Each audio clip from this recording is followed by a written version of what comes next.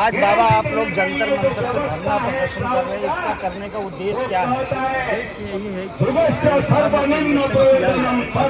सरकारें बदलती हैं, नए पार्टियां नए नेता आते हैं, लेकिन धारा वैसे ही बदलती रहती है, जिसके कारण गरीबी से नीचे नहीं हो पाता है, अशिक्षित उचित रूप से शिक्षा नहीं पाता है, लोगों को आत्महत्याएं करनी पड़ती है। इस तरह की आर्थिक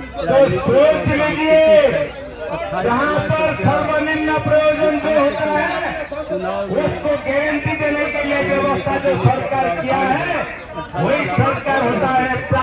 ये जो जन सैलाब आज जंतर मंतर पर आए हैं, आप लोग कहीं किस राज्य से आते हैं? बिहार से आए हैं, उड़ीसा से आए हैं। ये व्यवस्था पूरे देश प्रदेश में लागू करवाना चाह रहे हैं। पूरे विश्व में लागू करवाना। ये कब से आप लोग कर रहे हैं, मतलब प्रोग्राम इस टाइप का? महान दार्शनिक 1959 में दर्शन को दिया, प्राउड दर्शन धीरे धीरे राजनीति का अब 2-4 साल चल रहा है, राजनीतिक क्षमता का डेमोक्रेसी चल रहा है। पॉलिटिकल लोगों बाबू जी आप भी पुराने हैं, आप हमारे दादा समान हैं, आपको बहुत तजर्बा होगा।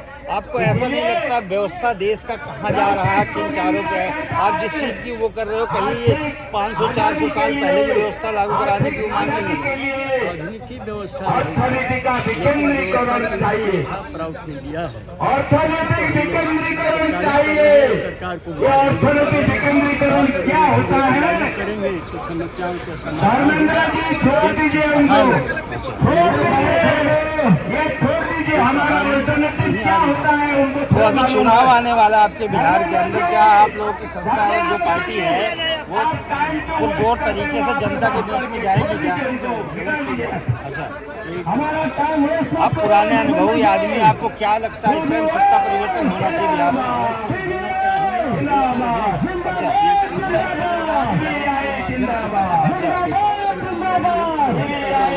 क्या कहेंगे बिहार की जनता को? बिहार की जनता को ये कहेंगे कि जो कथनी में करनी जिसकी एक है, जो हृदय से, मन से, वचन से, कर्म से एक है, ऐसे ही लोगों को वोट दें, क्योंकि वहीं से उनकी समस्या का समाधान होगा। लेकिन जो जुमलेबाज हैं, जो केवल बड़ी बड़ी घोषणाएँ करते हैं, लेकिन जिनका उद्देश्य मन में नहीं रहता है कि घोषणाओं को लागू किया जाए, ऐसे पाखंडी लोगों को शासन करें, इन लोगों को अमान्य करें, इन लोगों को विजय नहीं बनाएं, यही मेरा जी सर, आप भी साथ में ही हैं, बाबा के साथ में ही हैं? हाँ, मैं भी साथ में हूँ।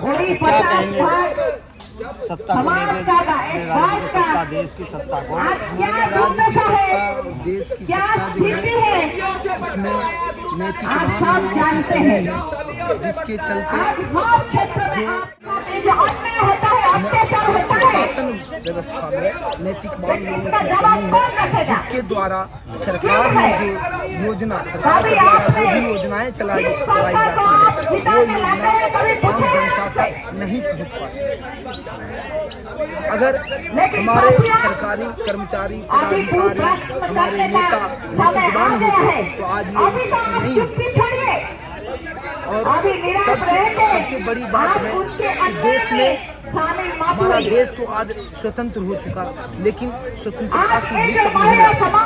आज शिक्षा पद्धति ले लीजिए तो लॉर्ड मैकाले का दिया हुआ शिक्षा पद्धति चल रहा है। न्यायिक व्यवस्था लॉर्ड मैकाले ने ही दिया, चिकित्सा व्यवस्था अंग्रेजों के द्वारा दी हुई व्यवस्था है। तो हमारे पहले का जो भारत था, हमारे पहले का भारत विश्व गुरु हुआ करता था।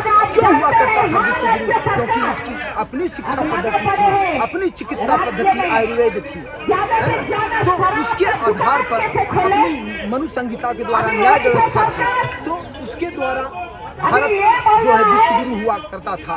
और आज ये जो विदेशी शिक्षा पद्धति है, लॉर्ड मैकाले की जो शिक्षा पद्धति है, ये हमारे देश के बच्चों में नैतिक आचरण की कमी ला रही है, जिससे नैतिकता का स्तर काफी गिर चुका है, जिससे कि हर घर में माँ बाप, भाई बहन आपस में क्ले एजुकेशन सिस्टम पे चलते हैं।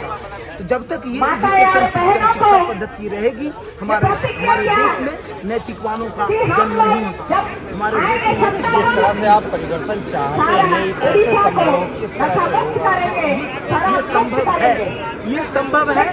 हमारा एक सबसे पहला क्योंकि शिक्षा व्यवस्था समाज की रीढ़ मानी जाती है, और जब शिक्षा में परिवर्तन होगा तो हमारे समाज में ही परिवर्तन होगा। क्योंकि शिक्षा से हमारे ऐसी शिक्षा मिलनी चाहिए जिससे कि हमारे आचरण में परिवर्तन हो, और जब तक आचरण में परिवर्तन नहीं होगा तब तक हमारे समाज में बदलाव नहीं आ सकता। समाज को बदलने के लिए सबसे पहले आचरण को बदलना होगा, और आचरण को बदलने के लिए ये लॉर्ड मैकाले का शिक्षा पद्धति को बदलना